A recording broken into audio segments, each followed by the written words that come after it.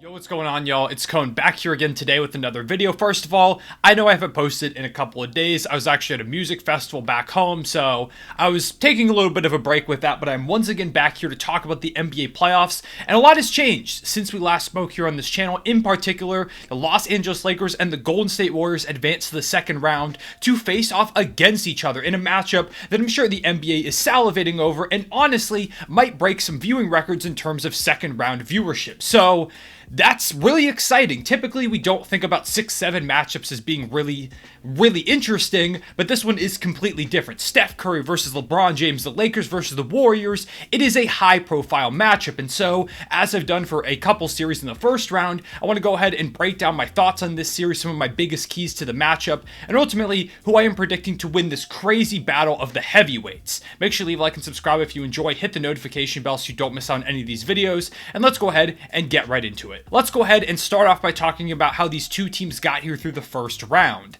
The Lakers start off, of course, facing the Memphis Grizzlies, who were an interesting matchup for them. The Lakers, of course, came out of the play-in tournament. The Grizzlies had been the 2 seed basically the entire season, but Memphis was dealing with some key front court injuries, and ultimately, those were a big reason why the Lakers were able to take them down in 6 games. Ja Morant was also dealing with a hand injury, but even outside of those problems that the Grizzlies were dealing with injury-wise, the Lakers just looked really good. LeBron James, Anthony Davis, and the rest of the guys got the job done. They blew out the Grizzlies in Game 6 in LA, and some of the role players stepped up in a big way as well. Rui Hachimura turned into Klay Thompson for a few games. Austin Reeves had some great performances. D'Lo in Game 6 was unstoppable. It was huge. Getting those role players to step up was one of my biggest concerns for the Lakers going into the series, and ultimately a big part of why I picked Memphis to ultimately win this one in 7, but the Lakers were able to pull it off. The role players stepped up. Defensively, I was really impressed. Anthony Davis looked like a defensive player of the year level guy down low, blocking legitimately everything and deterring a lot of players from even trying to enter the paint. Part of this was also because the Grizzlies offense was just horrific, which is a whole issue that they have to address in the offseason. I might make a video talking about what they need to do going forward. If you want to see that, let me know in the comment section below. But yeah, the Lakers deserve a ton of credit for what they did in this series. They were phenomenal. The role players stepped up. Anthony Davis looked incredible. LeBron James had some big moments, as he typically does, hitting the shot to send things to overtime, and I believe it was Game 4, and also the eventual game winner. So just all around a great performance from the Los Angeles Lakers to get out of this series, especially after starting the season 2-10. The fact that they're now in the second round of the playoffs, it's a massive turnaround that is really exciting, I'm sure, for Lakers fans out there. Meanwhile, we had the Golden State Warriors taking down the fun, upstart Sacramento Kings in what was an incredible 7-game series. I'm really sad that there was no way that could have gone to like 8, 9, 10, 11, 50 games, because I could have watched so much more of that matchup. Every single game was incredible fun. The pace was ridiculous. Big shot after big shot. It was a great time, just as I thought it would be, and the Warriors winning in 7 was actually my prediction for this series. So I got one right. I didn't get many right if I'm looking back at my playoff predictions, but this one was an actual success. Steph Curry was ridiculous. Of course, he had 50 points in Game 7, the most ever scored by a player in a Game 7 in NBA history. It was an amazing game from him, and all throughout the series, Steph looked exactly like the Steph Curry we've become accustomed to seeing. Just an incredible player, especially in these biggest moments, so shout out to Steph over there for Golden State. Meanwhile, Klay Thompson had some solid performances as well. Andrew Wiggins looked great coming back, especially defensively. Draymond Green was really solid defensively as well. Kevon Looney turned into Dennis Rodman for this series. It was a good showing for the Golden State Warriors, especially because one of the biggest concerns for them was how they would play on the road, and they won 2 of their 4 wins in this series on the road in Sacramento, which is a highly hostile home environment for the Kings. These games were Game 5 to take a critical 3-2 series lead and the eventual Game 7 win in Sacramento. It's a big step forward for this Warriors team that struggled on the road all season. It looks like they're kind of putting some of those road concerns to rest. And defensively, after struggling all year, they did a great job against the league's best offense in Sacramento. Like I mentioned, Draymond Green, Kevon Looney were monsters down low. They basically completely shut down Domantas Sabonis for the most part. Also on the wings, you had Andrew Wiggins and GB2 flying around, causing a lot of havoc as well, preventing a lot of the Kings' high-level shooters from ever really getting into rhythm. Overall, just a big performance from the Warriors, who also also, like the Lakers, have turned things around over the course of the season after starting really disappointingly, and now these two teams look to clash in a massive matchup in the second round. So let's go ahead and get into the big keys to this series, and I think the number one thing that is on everybody's mind going into this matchup is how do the Lakers stop Steph Curry? Because it's basically impossible to stop Steph. I mean, against the Kings, he averaged 34 points per game on 49, 38, 83 splits, including that unbelievable Game 7 performance again where he dropped 50 points, looked completely unstoppable. There was nothing the Kings could do. They could have given all 5 guys on their roster the Steph Curry matchup, and I still think he probably would have had an unbelievable game. He was just in one of those zones, and he's really looked like he's been in that zone ever since last year. He was unbelievable in the finals. Of course, he had amazing performances. If you still believe that Steph Curry is a playoff choker at this point, I don't know what you're watching, because he's established himself as one of the best playoff performers in recent history. Steph is unbelievable. And obviously the Lakers are a bit better defensively than the Kings, but they still don't have a lot of options. Now, they played some good defense against Ja Morant for the most part. They threw basically a bunch of people at him. They had D'Lo on him at some points. They had Dennis Schroeder, Troy Brown Jr., Austin Reeves, Jared Vanderbilt. It was a number of guys that tried to stop Ja Morant, and ultimately, I feel like Darvin Ham did a pretty good job of game planning, especially, having Anthony Davis helped a lot because he defends the paint at a very, very high level, one of the best in the league. Ja Morant loves to get downhill. But Steph Curry is just a complete other problem because while Ja Morant, like I said, is going to attack downhill, play right into your best defender in Anthony Davis at the rim, Steph's just going to drill threes right past your defenders. And they don't really have any high-level guard defenders to stop or even stay with Steph Curry for the most part while he's running around off-ball on screens. D'Lo's not really going to stop him. Dennis Schroeder isn't going to. Austin Reeves is probably their best option because from what I've seen, he seems like their best ball screen navigator, and the Warriors love to set those screens for Steph Curry, so maybe he's your best option, but I really don't know. Jared Vanderbilt also got some Ja Morant time in this past series, but he ultimately was kind of played off the court because he's not really an offensive threat, and that really doesn't fly when you have a team that likes to get inside with LeBron James and Anthony Davis. You need to have that spacing. Jared Vanderbilt really doesn't mix super well with that scheme, so I just honestly don't know what they do about Steph. I saw some Lakers fans suggesting putting LeBron on him, which is obviously a terrible idea when you need his energy for offense, and he's currently playing on a bad foot. Having him chase the best off-ball mover in the history of the game sounds like a horrific idea.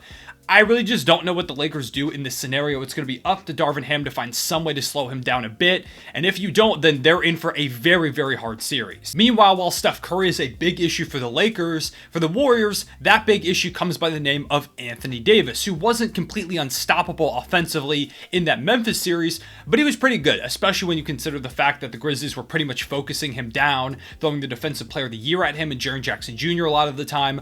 I thought AD did a pretty solid job, although the Lakers are going to need a lot more than solid in this series to ultimately win, which I do think Anthony Davis can give them. However, Draymond Green and Kevon Looney are going to provide some problems. They did such a great job on Domantas Sabonis last series, basically completely shutting him down, which ultimately really hindered the Kings' offense because when Sabonis is cooking, it allows him to kick out to their shooters. It makes their offense just that much more potent. And so if they can do that against Sabonis, I think they can also do a pretty good job against Anthony Davis, and I do expect that Kevon Looney will get the AD matchup for the most part, with Draymond Green also likely spending some of that time on Anthony Davis if he's not guarding LeBron James. However, while stopping Sabonis is one thing, stopping Anthony Davis is a complete other scenario. He is a lot different from Sabonis. Of course, he can stretch the floor out quite a bit more. He can actually hit mid-range jumpers, hit threes pretty consistently, so you can't just hang out at the free throw line like you did against Domantas Sabonis, which allowed you to pack the paint, force the Kings to beat you from the outside. You had your perimeter defenders flying around.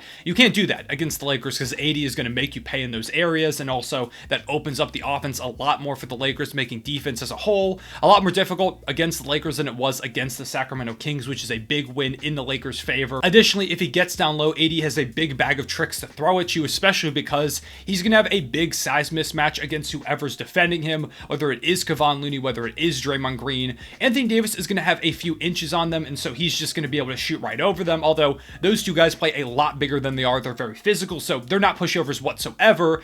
I'm just saying that AD does have the advantage in that regard, and so he's got to, use that to his advantage. He has to attack down low. He can't settle for jumpers consistently. If he does, it's a win for the Warriors Warriors defense every single time, even if he knocks those down. And so AD has to stay aggressive. He has to attack inside, and he's got to be really dominant offensively for the Lakers to have a chance in this series, which I think he can be. On the defensive side, the Lakers are going to need a lot more of what they got last series from Anthony Davis, where he looked once again like a defensive player of the year type guy as he has recently in his career. He was ridiculous. He averaged 4.3 blocks per game, prevented almost any interior offense, shutting down the half-court offense for the Grizzlies almost entirely. They need more of this from Anthony Davis. They need him to keep protecting the rim at this elite level. He has to be able to hold his own on switches too if he does end up out on the perimeter, and he's got to protect the glass. You can't have another Warriors-Kings scenario where Kevon Looney is dominating, grabbing countless offensive rebounds. You've got to box him out. You've got to be a threat to grab offensive rebounds of your own. And if AD can protect the rim, do all those things defensively while also playing well offensively, just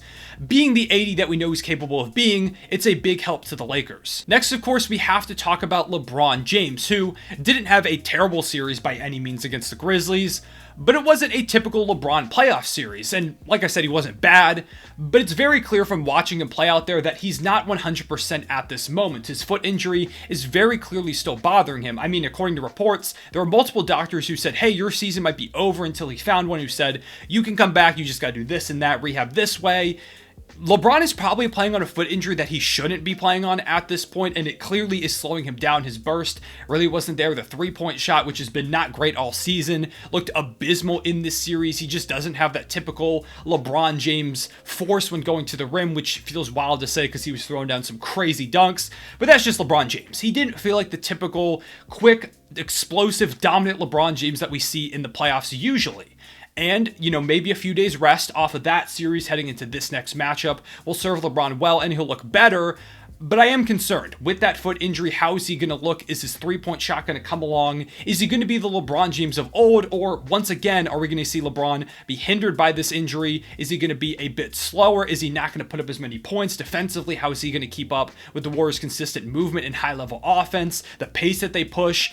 What LeBron are we going to get? If we get the LeBron that we've seen a million times in the past, the Lakers are in a good spot. But if we get the LeBron from last series, I'm concerned. Speaking of players that I'm a bit concerned about, Jordan Poole was basically a non-factor in the series against the Kings, which was one of the biggest reasons why it went so long. He put up just 12 points per game on under 34% shooting from the field, while also struggling defensively. It just looked like he didn't belong out there, and because of that, his minutes got cut quite a bit. They signed him to a bag this past offseason to be that consistent six-man spark plug off the bench that he's shown he can be in the past. But over the course of this season, and this past playoff series in particular, he's been wildly inconsistent, and they're going to need Jordan Poole to be a microwave scorer off the bench consistently if they want to win this championship. He didn't do it in the first round. Maybe he shows up in the second round, but with high-level defenders on the Lakers roster, it's a little worrying. Finally, my last key to the series is, can the Lakers role players replicate what they did in the first round? Because in that matchup, they were phenomenal. Like, they were a big reason why the Lakers won, even though LeBron wasn't phenomenal offensively, Anthony Davis wasn't phenomenal offensively. The Lakers role players stepped up in a big way, also defensively as well, not just offensively. And, guys like Rui Hachimura were great, Austin Reeves, D'Angelo Russell.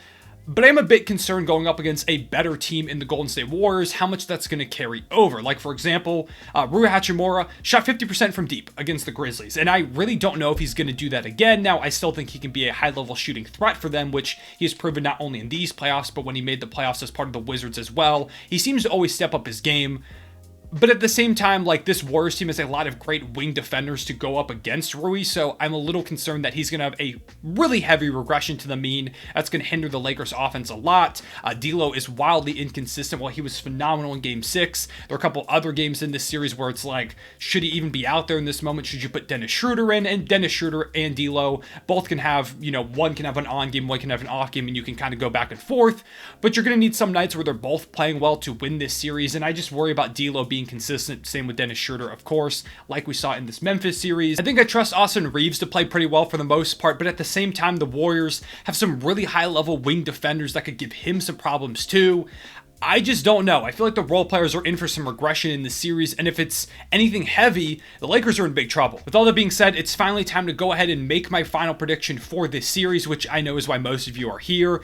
I think it's going to be a long series. I don't think that either team gets this done in 4 or 5 games. I think it at least goes 6, probably even 7 games. I think these two teams have some advantages over each other that play well into a long-term series. I think you also get a lot of crazy performances, whether it's Steph, Clay, LeBron, Anthony Davis, one of the other guys on these teams. We're going to see some wild performances, and I think it's going to be one of those series that we remember for a long time, very similar to what we saw when these two teams played in the play-in tournament a couple of years ago, where it's still to this day referenced a lot. It's a highly memorable matchup. Now we're getting it in a full second-round series that I really hope goes 7 games because, like I said, I think it's going to be a great series overall. I think ultimately this series really boils down to, can the Lakers slow down Steph Curry, and what are they going to get out of LeBron and Anthony Davis against the Warriors' high-level defenders? Also, a question of who's going to stay healthy, because that just seems to be a consistent theme in this year's playoffs, which is concerning when I talk about the Lakers with LeBron and AD, but ultimately, I'm just going to assume everybody stays healthy as they currently are throughout this series,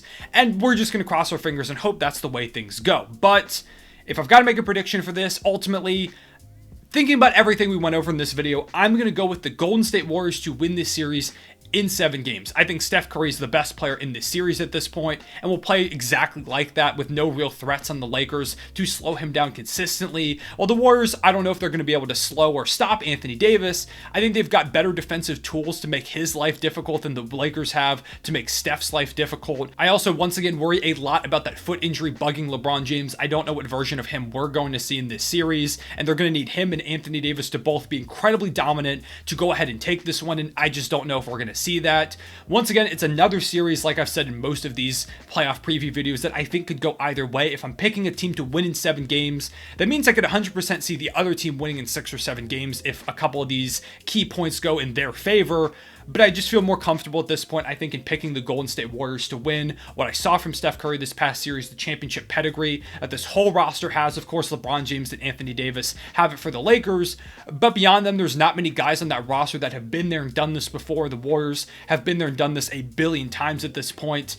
I'm going to go ahead and pick the Golden State Warriors to win this one in 7 games. The Lakers had a great season turnaround, but I think it falls just short of a conference finals appearance against the defending champs in 7 games losing at Chase Center. With all that being said, I appreciate y'all watching. Make sure to let me know in the comment section below who you have winning this series, and leave a like and subscribe if you enjoyed, as well as hit that notification bell so you don't miss out on any of these videos. I want to thank y'all real quick for the best month in the history of my channel. This April was unbelievable in terms of views and the interactions, and just y'all showed so much love to the channel, and I can't thank y'all enough. We're going to continue to get bigger and better. Even when basketball ends this season and the offseason hits, content is not going to slow down whatsoever. You're going to get continuous videos on a lot of really fun topics that I'm super excited to talk about. But with all that being said, once again, I appreciate y'all watching. I'll see y'all later. Real one, say it back.